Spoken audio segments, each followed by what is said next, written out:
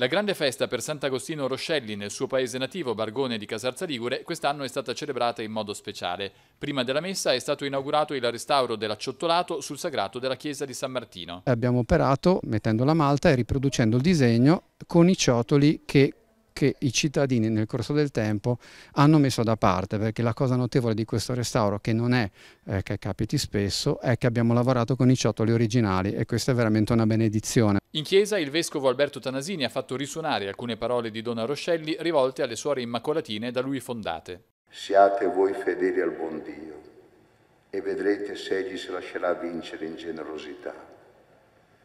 Lo dicevo alle sue suore, ma penso lo dica a tutti noi.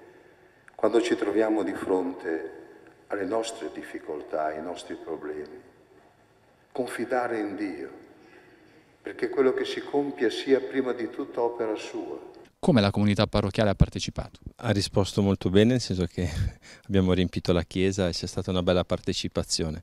Soprattutto il momento del ricordo di Sant'Agostino Roscelli è molto sentito nel paese e anche per l'affetto e l'amicizia che il paese nutre verso le suore dell'Immacolata. Durante la Santa Messa, Suor Agnese Bertoni ha rinnovato i voti. La sua consacrazione diventerà perpetua dopo 9 anni dalla professione semplice avvenuta 4 anni fa. Suor Agnese ricorda così quel momento. È una sensazione che io assimilerei un po' alla prima volta che ho imparato a nuotare, di questo abbandono e di quest'acqua che ti sospinge, che ti tiene a galla. E la sensazione è la stessa, è un attimo di abbandono e poi senti forti le braccia di Dio che ti sollevano, che ti portano, che ti sostengono.